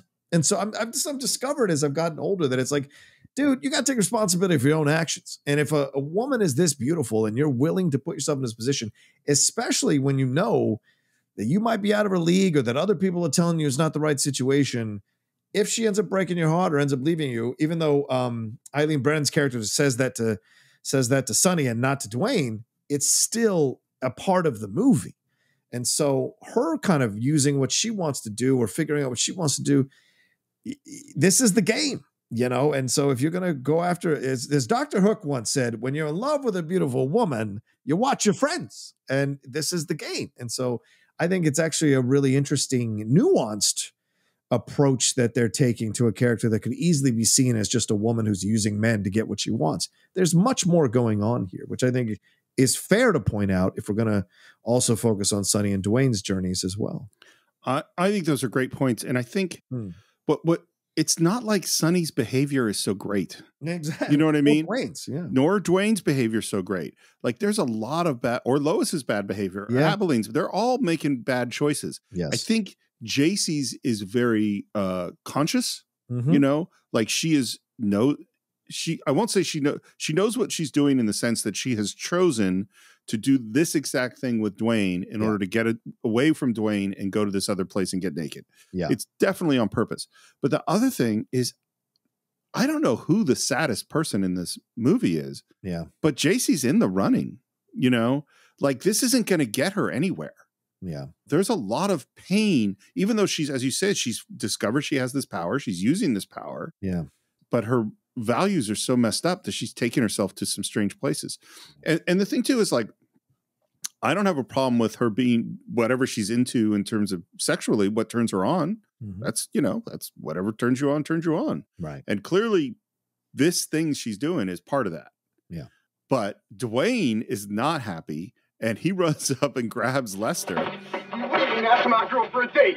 You turn me loose. I'll turn you loose anytime you're ready to fight. By the way, Randy Quaid says he learned a ton from Jeff Bridges. Jeff Bridges had a lot more experience and it was really helpful to him as an actor.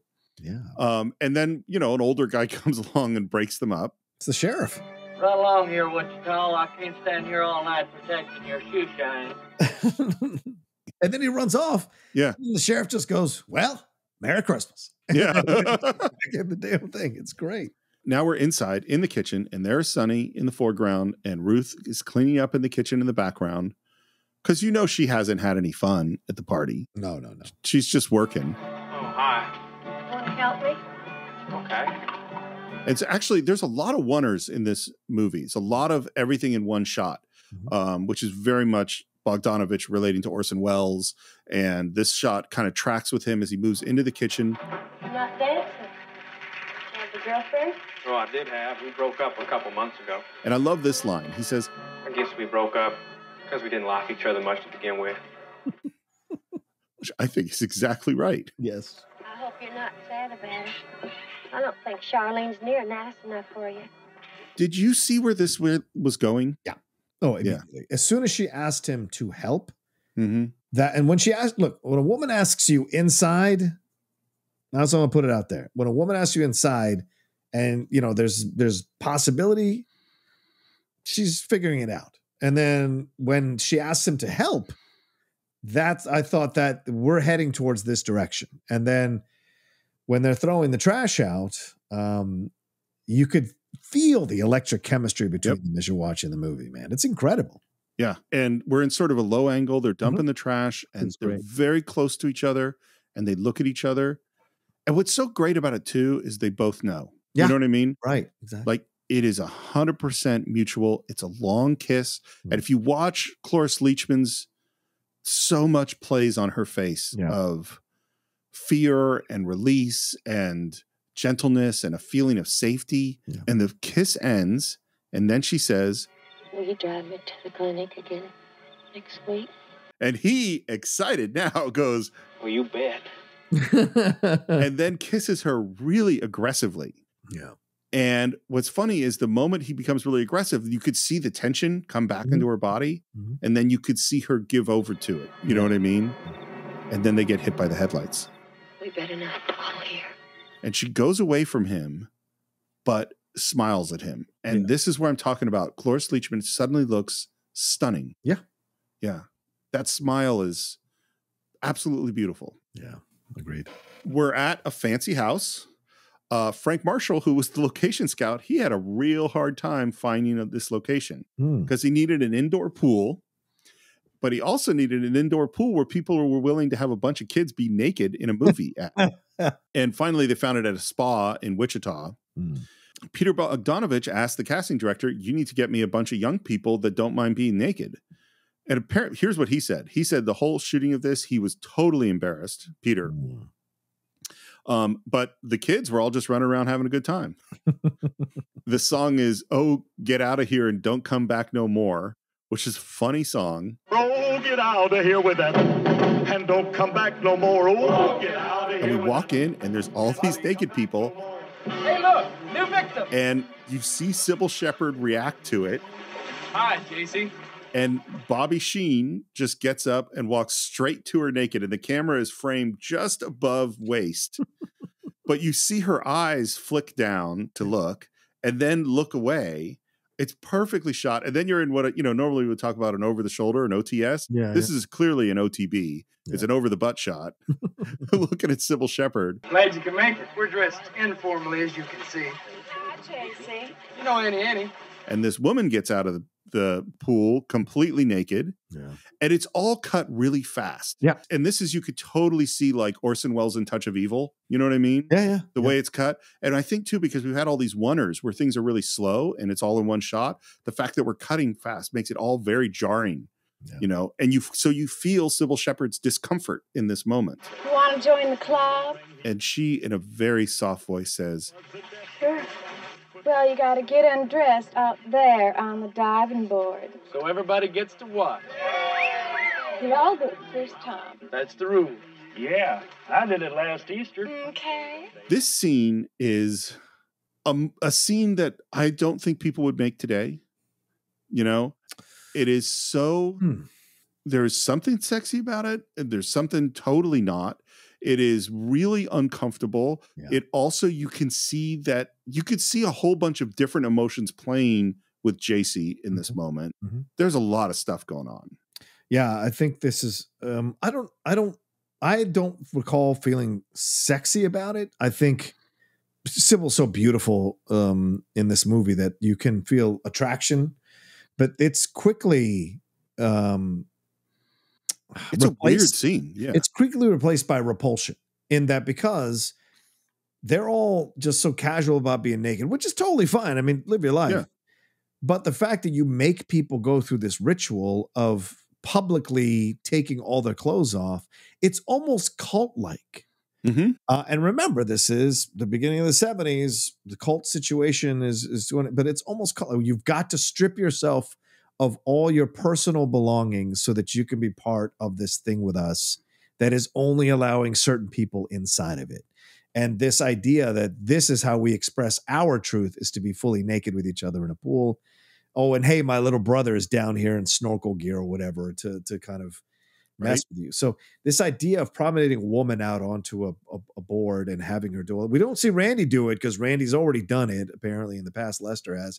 But seeing Sybil do it, who is the beautiful woman of the film, to have her do that, I thought was a little bit of a violation. But in a way, you're supposed to feel that way because this is how the rich people are. They want to kind of embarrass you a little bit to see if you'll be part of their club, you know?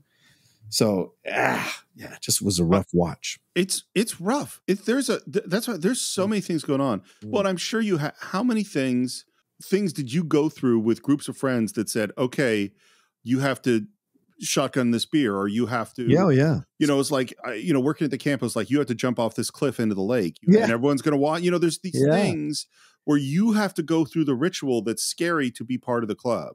And some of them and nudity and things like that, those are part of those things, whether it's fraternity hazing or, and so to me, it was like, again, this was real. Yeah. I felt that this, and the thing too about JC's character is you can tell she is both scared and insecure and put on the spot, and part of her likes it, Yeah. This is titillated by it. Yeah. Well, and that she wants to be in this club. Yes. She wants to be one of these people that's wandering around naked. And this is the price. The way it's shot, I think, is just perfect in terms of the storytelling, in terms of her nervousness. Like, I love little details like she can't decide whether to take off the top or the bottom first, and goes back and forth. Yeah.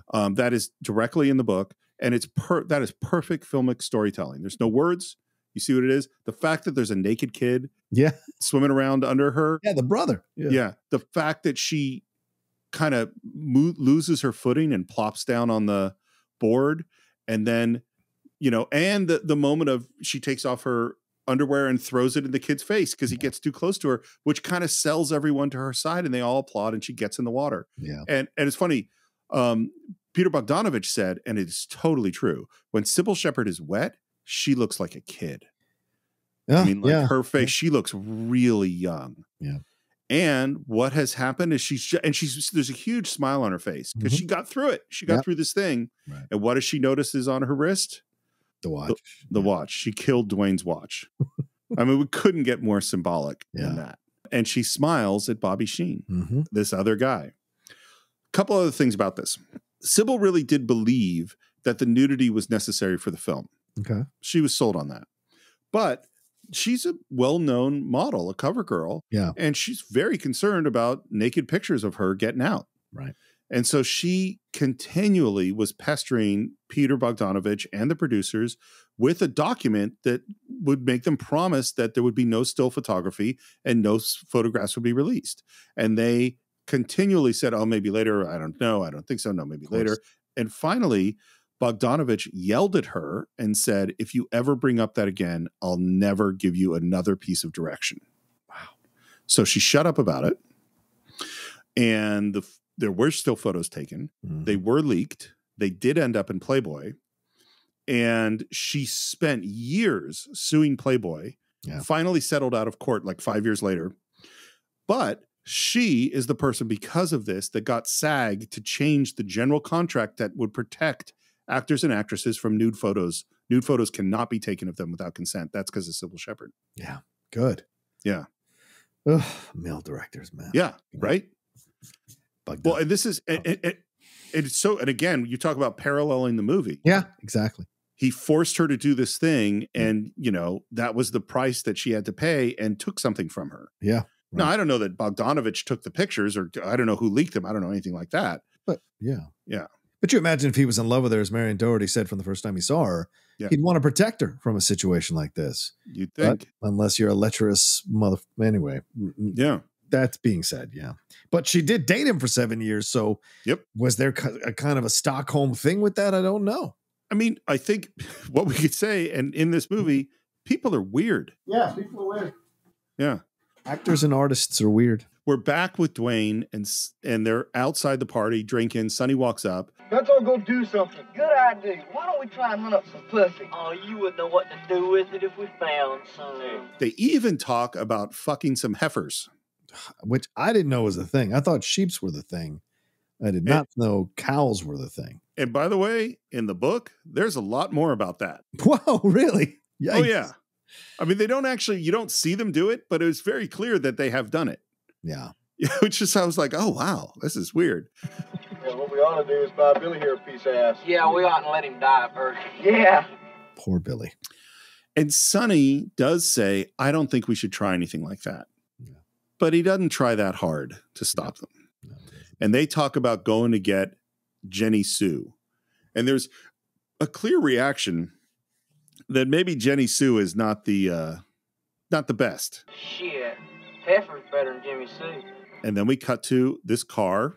There's a woman in the car. Her leg is just kind of sticking out the front.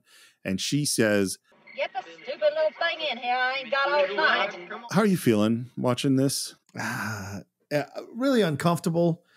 But also, I understand. I mean, these are teenage kids and teenage boys. And it's not like they're all brought up with normal, kind of emotional vocabulary to have at that age. I'm not excusing it. But certainly, as you said, the film doesn't comment on things that happen within it. It presents it, and you can make up your own mind. And then this thing, they're presenting a rite of a passage that we've seen in other movies as well. This idea, even Biloxi Blues had this scene in it, in the play and also in the film with Matthew Broderick of, popping your cherry with a prostitute. And so in their fucked up minds, they thought they were doing Billy a favor when in fact they were using him for their own entertainment, which is terrible. Well, first of all, it is very clear that prostitution is that's just a normal thing. Yes. That's it. My assumption is basically all of them have slept with a prostitute at one point or another before this. Mm-hmm. That's the first thing. Okay. The second thing is I think they have convinced themselves that they're doing a good thing when in fact a big part of it is they're entertaining themselves. Right. And it's interesting to me that what is the scene that's right before it's JC stripping on the diving board. Mm-hmm. And now we go to taking this kid who has obviously some mental issues and stripping him and putting him in with a prostitute. This is the dumbest thing I ever seen. He don't even know what to do. Come on, Billy. One for me. Damn it, put it to her, boy. Get her, Billy. Come on, Billy. Screw it to her, boy. And it doesn't go well.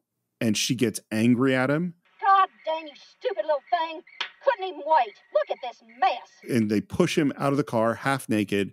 He's bleeding because she smacked him. Mm-hmm. And Sonny goes in to help. And you can see, I think, Sonny knows what they did was terrible. Yeah. And he feels terrible about it. And again, we have this moment of the hat, is that he takes Billy's hat and he puts it around on his head. And Billy just looks in a daze. Mm-hmm. They drive up to the pool hall. Sam walks out of the pool hall and Billy tries to run past him to get inside. Sam stops him, sees this bloody nose. Which one of you bloodied his nose? I think Ben Johnson is amazing in this scene. Oh, yeah. Absolutely. He has such strength about him and such simplicity in his performance. And Jeff Bridges, Dwayne, is in the backseat of the car and he ducks down so Sam does not see him. What happened, Sonny? They weren't none of us, Sam. And then this other guy, and I forget his name, but he's an idiot. And he says, no, it was Jimmy Sue. Jimmy Sue? How'd you get messed up with her? And they explain the situation. And there's a pause. And Sam gives them a very hard look. And then he says, Now, you boys can get on out of here. I don't want to have no more to do with you. Scaring a poor, unfortunate creature like Billy just so as you could have a few laughs. I've been around that trashy behavior all my life. I'm getting tired of putting up with it. So tell me about this. What's going on with Sam here? I've been around that kind of trashy behavior all my life. Well, Sam is like the progressive in town, and that's how I've seen him from the first moment of the film. He has a connection with the young kids. He respects it. He gets it. Billy is his own, I think. Billy's his son. And so he's having to be even more softer about the world because of having to deal with the limitations of his son. And so there's an approach here that's different. And so watching the fact that he's seen these young kids do this shit to his son, it reminds him probably of some of the people in town that he knew when they were teenagers and some of the shit they pulled and got away with and ended up becoming elders of the town that never comes back on him. I think there's fairness in that, right? There can be understanding as well because of the time and whatever, but if they continue those patterns of devaluing people into their adult lives, then you can go back and look at those things as a teenager. And I think that's what he is kind of saying with that comment, is that, I've been around that all my life. He's talking about this town and the people in this town who have treated other people who are different as something for a joke or for their own entertainment. And he's making a stand here in this moment with these young kids about it. So I know a little bit more because of reading the book. Yeah, sure.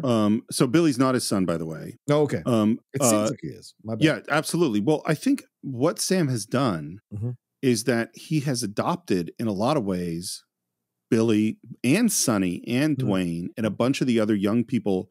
Like he has said, so what his backstory actually is that he had two sons, both of whom died.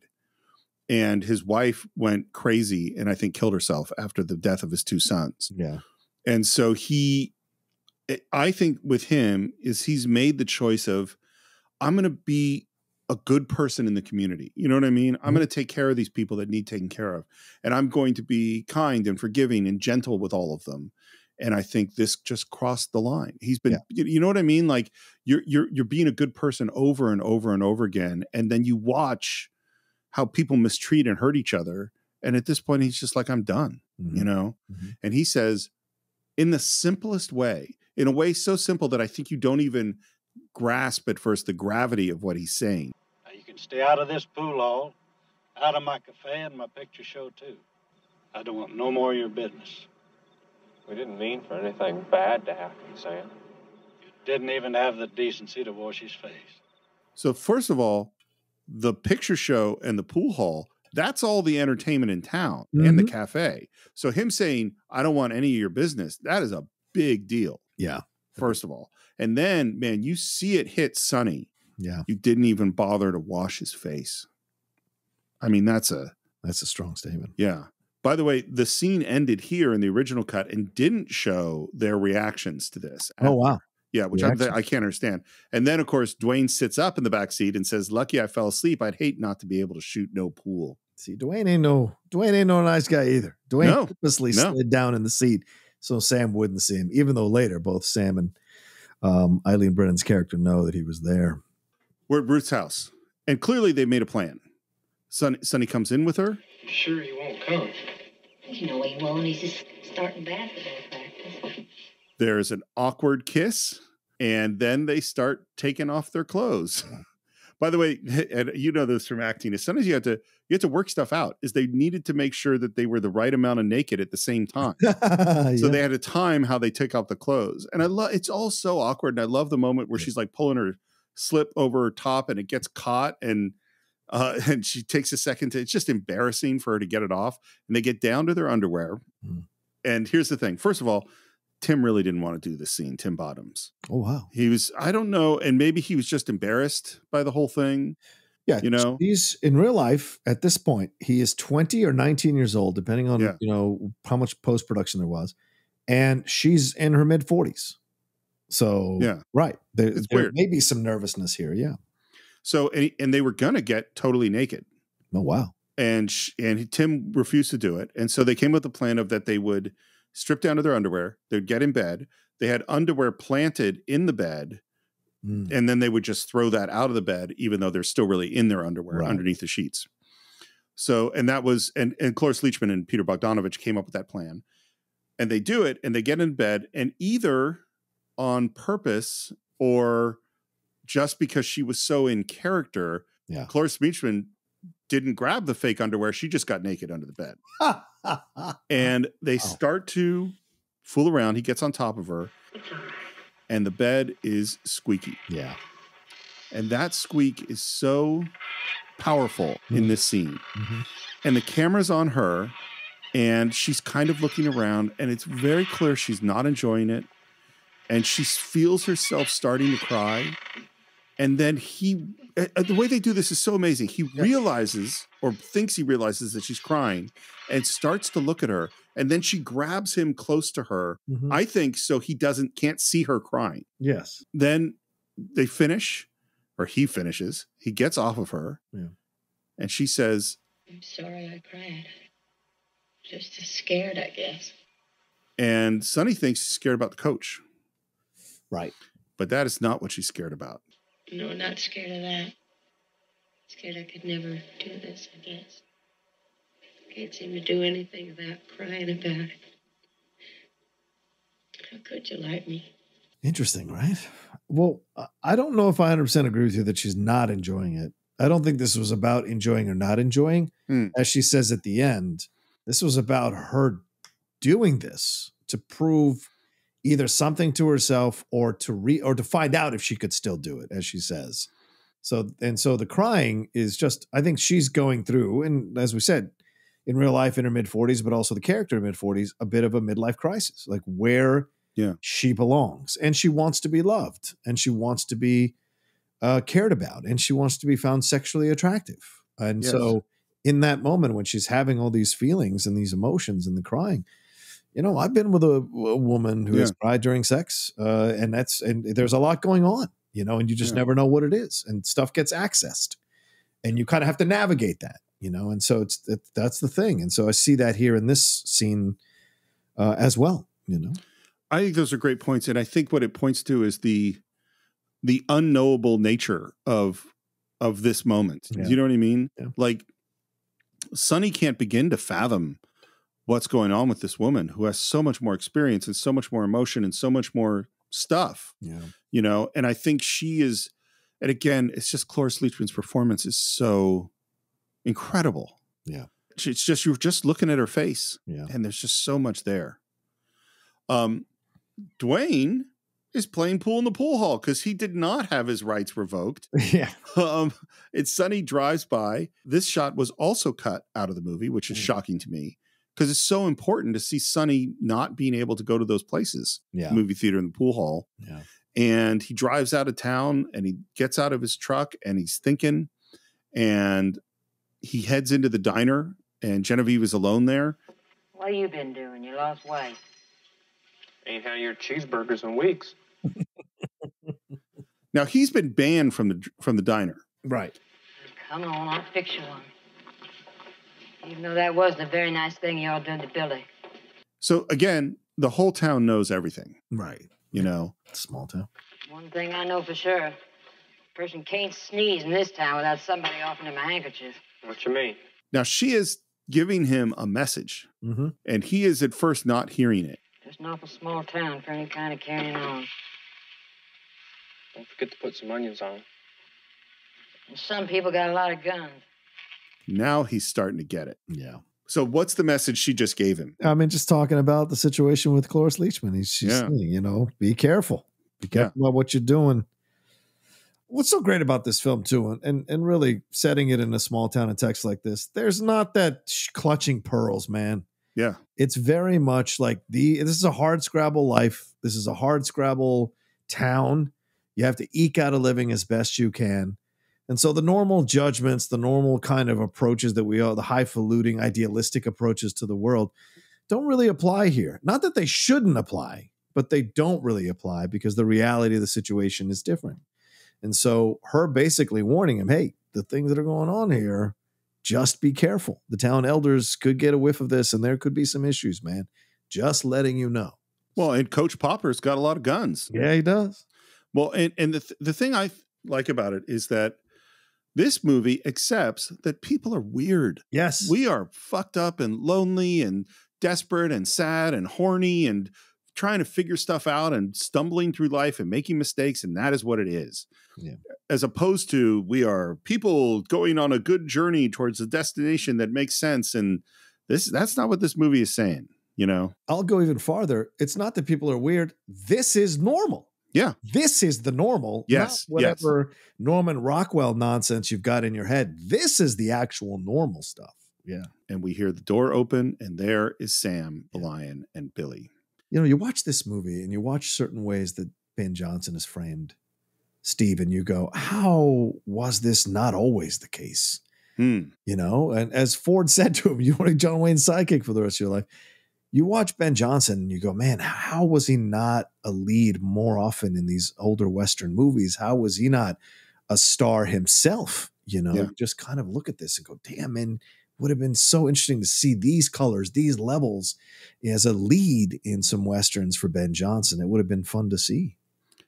There's so much in his face. Yeah. There's so much in his presence and his stance, and he's looking at Sonny. I love, by the way, that Billy just runs to Sonny. Yeah. Because he loves, the feeling that Billy has towards Sonny is super clear. And they do the little thing with the hat. And Sam gives him a very hard look. Just come in to say hello to Genevieve. Sam looks over at her. She's got the burger in her hand. And I love that she very pointedly puts the burger down on the table. That is a clear statement. And Sonny starts to head out. And Sam says, Sonny, food's getting cold. That I love it so much because it's saying everything without saying everything. Yeah. You know? You're right. He sits down to eat his food and Billy joins Sonny and Genevieve is smiling. I love that Sam goes, What are you grinning about? Chicken fry me a steak and try to use meat this time. By the way, have you ever had a chicken fried steak? Yeah.